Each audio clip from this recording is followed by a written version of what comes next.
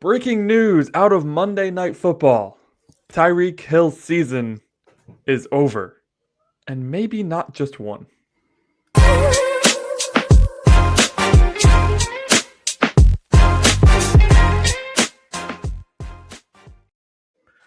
All right, welcome back to the 305 Gridiron for this special breaking news segment prior to us going live right after this, actually. Yes.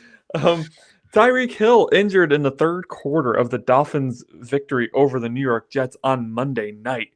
Dislocated his kneecap after his entire leg, really, not just his knee, his entire leg bent awkwardly on a sideline catch. He was carted off the field in an air cast. He looked to be in incredibly high spirits given the circumstances. Yeah. I know that there's no way he wasn't in pain, No. but given it's Tyreek and his appearance is everything to him, I mean, he put on the bravest of faces given the fact that he just tore several ligaments and dislocated his kneecap.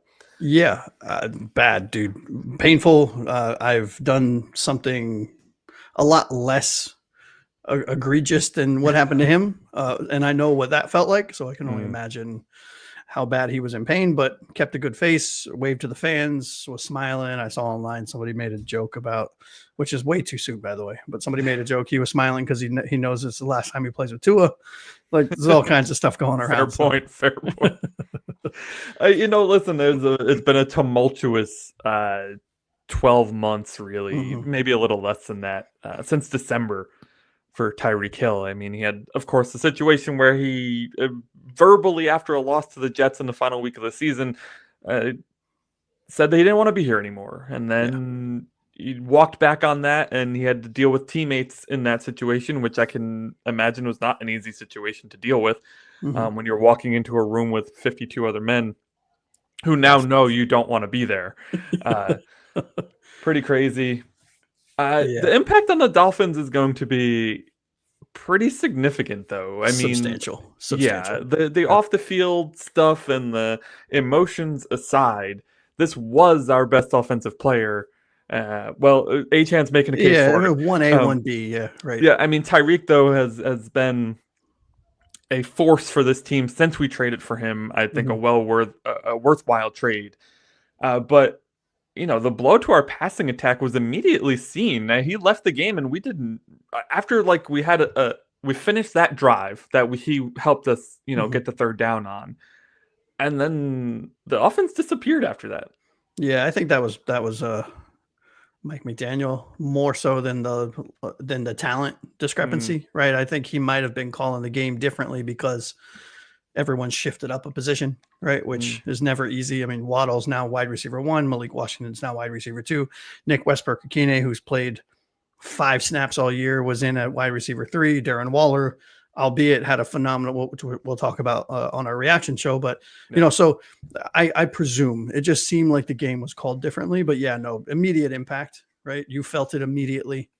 Yeah. It's real shitty, right? Because my assumption was we were going to force feed him the ball early on in the season, build up his trade potential, and then trade him before the end of the season so that we didn't cut him for nothing next year, right? Because we're not keeping him on the roster for whatever, $50+ million.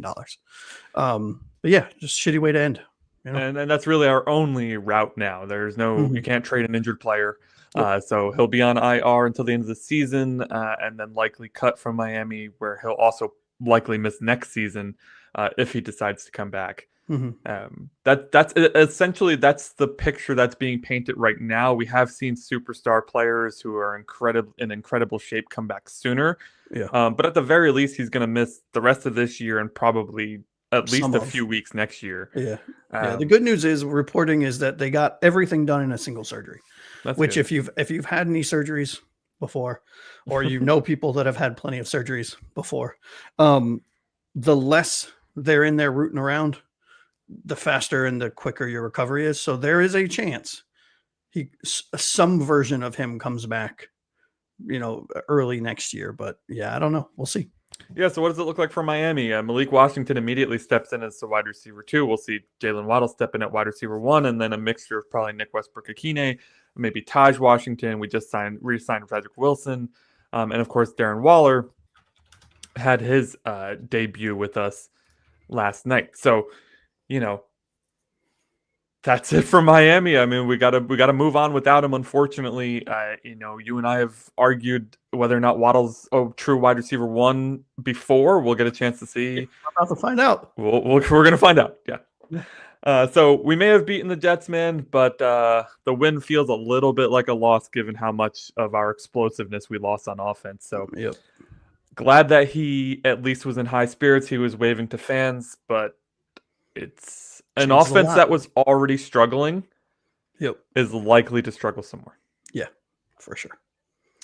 All right, that's been breaking news. Tyreek Hill out for the season for the Miami Dolphins. Thank you so much for tuning in.